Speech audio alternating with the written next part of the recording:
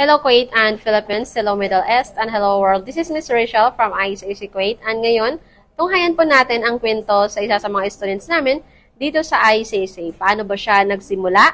Paano niya ba tinapos ang course? And ano ba yung mga natutunan niya dito? Okay, so unang lahat, pakilala niyo po ma'am yung sarili niyo sa lahat ng mga nanonood po sa atin.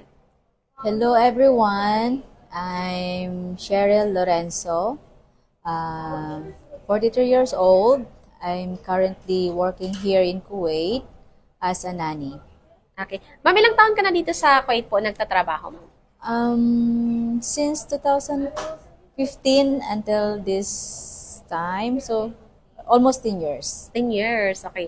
Sa 10 years mo bilang isang OFW, kumusta naman yung buhay mo po dito sa Kuwait po? As in, dito yan sa Kuwait lang or Yes, ibang country? Same employer ka lang ba? Or No po. Pangalawang employer ko po pangalawang employer. So, kumusta naman yung buhay mo dito po, ma'am, sa Kuwait po? Uy, hindi po. It's not easy to become a OFW. Aside sa malayo po tayo sa ating family, yung workload po natin as OFW is iba din. Kasi yung working hours po natin dito is talagang mahaba. Okay. So, hindi yung in-expect natin na 8 hours lang pag nag-employed po tayo sa Pilipinas. Okay. Dito po as OFW, lalo na po as kasambahay, parang mostly 16 hours yung natin, yung duty natin. Kumbaga kasi pag yung oras natin is sagad-sagad. Kumbaga, Yeah, sagad-sagad po. So, papasok na lang tayo sa kwarto para matulog na lang. Ay, minsan din na nga makabayis. Yes. Usually talaga pag gising mo, tuloy-tuloy na yung work. Yeah, Okay. po yun. So, paano mo siya naisipan, ma'am, yung ganito na mag-enroll ka dito sa ICAC and paano mo siya nakita si ICAC po? Nakita ko po yung advertisement po ng ICSA. After 1 year ko dito sa Kuwait, kasi ako ng feed ko noon sa Facebook. Nakita kita, actually kayo nakita ko. Ako yung nakita ko sa live. Opo. And then, Okay. naging interested po ako na nasabi ko, may ino-offer sila na caregiver. Yung una talaga na napasok sa isip ko is caregiver. Kasi gusto ko nga po talaga, ever since na gusto ko yung magiging nurse. Yes. And I always feel happy every time nakakita po ako ng mga healthcare professionals na nag-wear ng kanilang mga uniform. Sabi ko, balang araw makakapagsuot din ako ng ganyang uniform. Yes. So when I saw before sa yung live na nag-offer po kayo ng caregiver, so tumatak po yun sa isip ko at pinaplano ko kung paano ko sasabihin sa amo ko na mag-enroll ka. mag-enroll ako at sana payagan nila ako. But then, hindi siya ganun Dali. easy. Opo, Oo. kasi mostly dito, parang plan naman natin as kasambahay na yung time natin gusto nila ibigay sa kanila. Yes. So, ilang years pa po before ko talaga na kuha na makapag-enroll ako kasi talagang gi-fight ko siya sa aking employer na gusto ko talaga siya mag-aral. Okay, buti naman pinayagan ka nila, di ba? Pinayagan nila ko, but then later on is parang nagkakaroon na ng question, bakit every Friday na lang ako lalabas? So, yes. So sabi okay ko, lang yun as long as na mo siya, nakapag-aral ka. Ang importante, hindi naman kayo nag-aaway or something na Mention din po, but then I really explain to my employer na once na mag-aral is kailangan talaga nating pumunta sa school at Yes. kailangan na bigyan nila ako ng time na magpunta sa school. Yes. Kasi ang importante, pinapayagan ka nila. And Yes po. kumbaga, kung ano din yung pinagpapaalam natin, dapat Yes. magiging din tayo sa mga promises natin sa Of kanila. course. Parang, Yes po. kumbaga, kasi dito nagbibuild tayo ng trust from them, and then dapat wag natin siyang sirain. Yes diba? po, importante po talaga yan. Kasi Yes.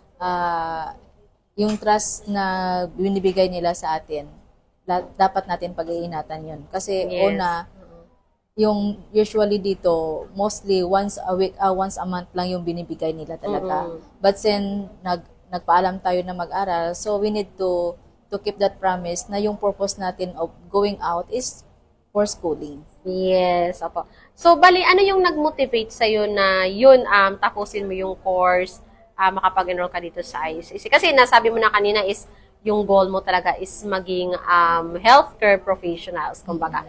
So, pero sino yung nag-push pa sa'yo na, okay, kailangan ko na itong i-enroll, kailangan ko mag-aral kasi meron akong, alam mo yon yung parang nagbigay sa'yo ng inspiration?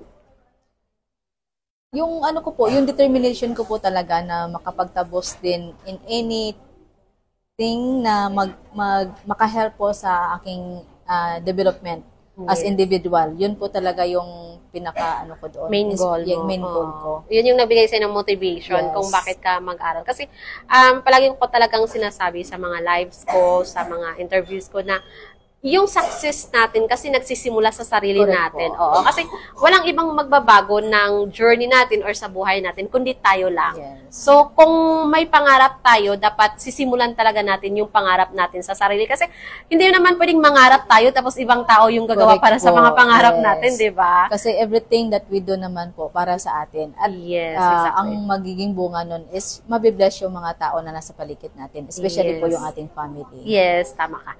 And ngayon, ma'am, since kasi nag-enroll ka na, and ngayon is tapos ka na sa course mo, paano mo siya na-manage yung time mo sa pag-aaral at the same time sa work mo? Kasi medyo limited yung oras mo. Kasi syempre, pag pupunta ka dito once a week, and then pagdating naman sa bahay, marami kang, alam mo yun, yung time mo, kasi may mga trabaho ka rin. Hindi rin po biro na magiging working student na tinatawag. Mm-mm. Kasi minsan, especially sa case ko, may naging problema kasi sa health ko, especially pagtulog ko. Sometimes hindi ko rin nagagawa ng mabuti talaga. Mm-mm. But to think na inumpisahan ko, so I will do my best na magawa ko kung ano yung kaya ko para maging fruitful naman yung pagsisikap na ginagawa ko. Yes. So, ano yung mga natutunan mo sa course mo, ma'am? Madami. Actually, when I saw na yung mga matutunan ko dito o yung natutunan ko dito, nakikita ko lang yun noon sa mga healthcare professionals. Ngayon, nagagawa ko na or na-start ko na ma-apply at Yes. napapractice ko na din po. Sama yung pagkuhan po ng Blood blood BP, sugar, blood sugar. BMI, Yes. yung Gamit ng stethoscope, stethoscope kasi although medyo parang medyo complicated Medyo yun. complicated po yun. Kasi may papakinggan ka syempre, di ba? Yes, And po. yung mga professionals lang talaga, yung mga skilled lang talaga, yung nakakagawa nun. Kailangan po talaga din na patuloy siya i-practice para more on magiging accurate din po yung pagbabasa mo ng mga result ng mga patients. Kasi hindi ka pwedeng manghula. Yes, kasi correct kung po. ano yung i-report mo, hinuhulaan mo, yun yung pagbabasihan ng doctors. Correct po. Di ba? Ayan. So, ano yung magiging advice mo sa lahat ng mga nanonood sa atin ngayon? Yung magiging advice ko is to those who are also OFW, kahit po Pilipino or not, if meron po tayong gustong marating sa buhay, kailangan po natin yan na i-work out. Para sa sarili ko, I really pray for it and I really make an effort para ma-reach ko po yung goal ko. Which is now, ko na po.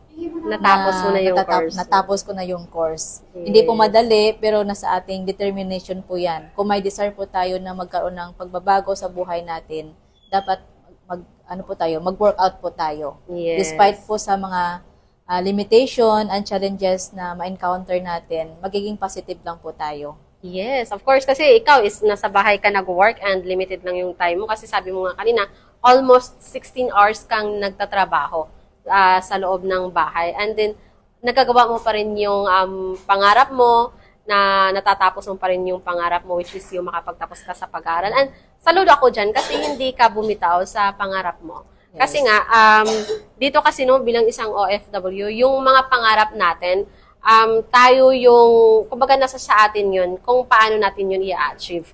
Kasi ang dami nating ways, kumbaga marami tayong paraan para ma-achieve natin yung goal natin. Kasi kung palagi kasi nating iniisip na, ay, hindi ko kaya ata to, hindi kaya ng oras ko, pagod na ako sa trabaho. Actually, yung pagod natin, yung oras natin, nandiyan yan. Ganun naman talaga palagi. Ganun palagi. Everyday po. Everyday, ganun naman yung routine natin eh. Pagod tayo sa trabaho, bahay, trabaho lang tayo. And then, 'di ba? So kung hindi mo talaga siya gawan ng paraan yung mga pangarap mo, walang mangyayari doon. So kumbaga, kailangan talaga ng mag-take ng actions and kaya nga sabi ko kanina, saludo ako sa iyo kasi nagawan mo pa rin siya ng paraan, nakagawa ka ng way na ma-achieve mo yung mga pangarap mo. Kasi hindi siya bilang isang OFW. Working students ka, meron kang pina-priority sa Pilipinas, di ba? Kasi syempre may mga pamilya tayo na yun yung number one priority natin kung bakit tayo nagpunta dito sa ibang bansa.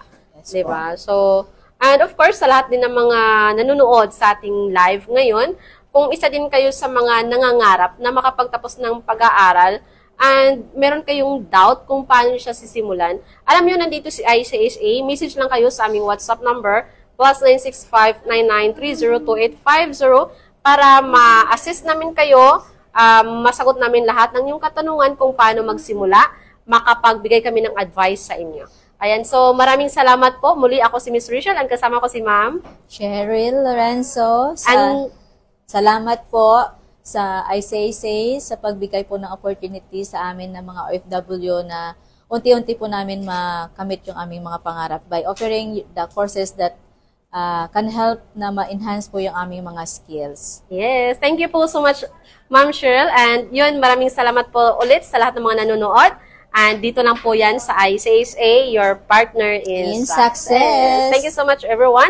And see you next time sa aming kwentong ICSA kung saan mapapanood ninyo ang mga inspiring stories po ng ating mga kababayan. Thank you so much and God bless.